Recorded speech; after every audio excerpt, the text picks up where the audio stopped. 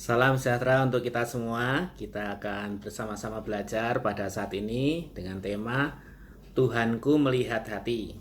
Ayatnya diambil dari kitab 1 Samuel pasal 16 ayat 1 sampai 13. Saya akan bacakan dari ayat 7. 1 Samuel pasal 16 ayat 7.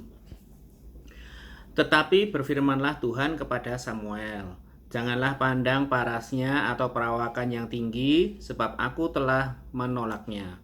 Bukan yang dilihat manusia, yang dilihat Allah. Manusia melihat apa yang di depan mata, tapi Tuhan melihat hati. Tuhan adalah Allah yang maha kuasa, pencipta langit dan bumi. Kita sudah belajar sama-sama hal itu. Perbedaannya dengan manusia, Tuhan tidak terbatas. Kita mungkin punya keterbatasan, dan pasti memang ada batasnya kita saat melihat paling mentok mungkin hanya berapa ratus meter. Saat mendengar tidak bisa sampai jauh. Bahkan untuk masa depan kita pun tidak ada yang tahu. Hanya Tuhan yang tahu. Nah, kita belajar saat ini bagaimana waktu Samuel diminta untuk Tuhan mengurapi Daud. Samuel belum pernah ketemu Daud. Cuma diminta datang ke tempatnya Isai, tanya anaknya, terus siapa yang nanti ditunjuk akan diurapi. Nah, di sini rupanya Daud datangnya terakhir.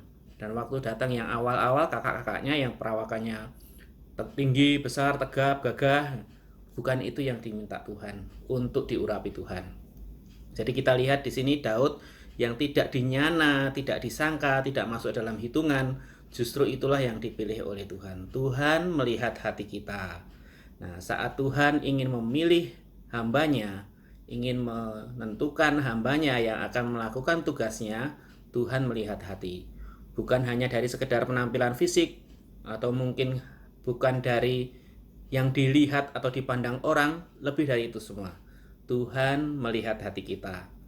Jadi kalau kita sebagai murid-murid Tuhan saat ini, saat kita melayani Tuhan, bukan yang dilihat orang yang akan dilihat Tuhan, tapi hati kita, motivasi kita saat melayani Tuhan, itu yang dilihat Tuhan. Samuel saat itu sudah berpikir dalam hatinya, oh ini pasti yang dipilih oleh Tuhan nih. Tapi Tuhan memberitahu kepada Samuel, bukan ini. Nah, akhirnya Samuel minta lagi yang lain. Kita lihat bagaimana intensnya atau intimnya hubungan antara Samuel dengan Tuhan. Jadi waktu Samuel melihat dengan matanya, mata jasmaninya, oh ini mungkin ini yang dipilih Tuhan. Tuhan langsung kasih tahu Samuel, bukan yang ini, yang lain. Datang yang lain lagi, oh mungkin ini yang dipilih Tuhan.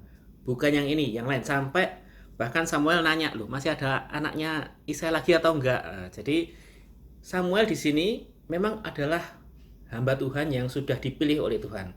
Tandanya itu tadi, Samuel taat apa yang diperintahkan oleh Tuhan. Walaupun dengan pemikirannya sendiri, tapi Samuel menyerahkan haknya, menyerahkan pemikirannya itu kepada Tuhan. Karena yang mengendalikan alam semesta, bahkan diri Samuel sendiri adalah Tuhan. Kita nggak bisa membayangkan misalnya Samuel tetap kekeh dengan pendapatnya, oh pasti ini, pasti Eliab atau pasti Samuel ini yang dipilih Tuhan. Diurapilah dia, wah jadi kacau semua ya. Tapi di sini enggak. Samuel saat dia melihat dengan mata jasmaninya, dia mendengarkan dengan rohaninya apa yang diminta oleh Tuhan. Dan Tuhan melihat hati Daud, melihat hati Samuel, dan melihat hati semua hamba-hambanya.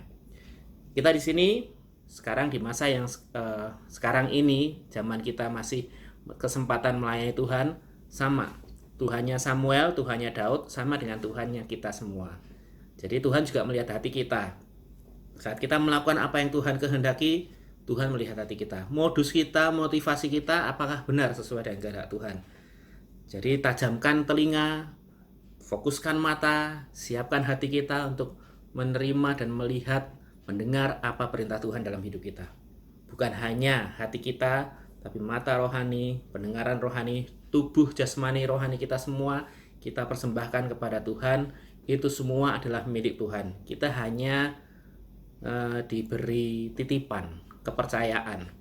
Semua adalah milik Tuhan dan akan kembali kepada Tuhan.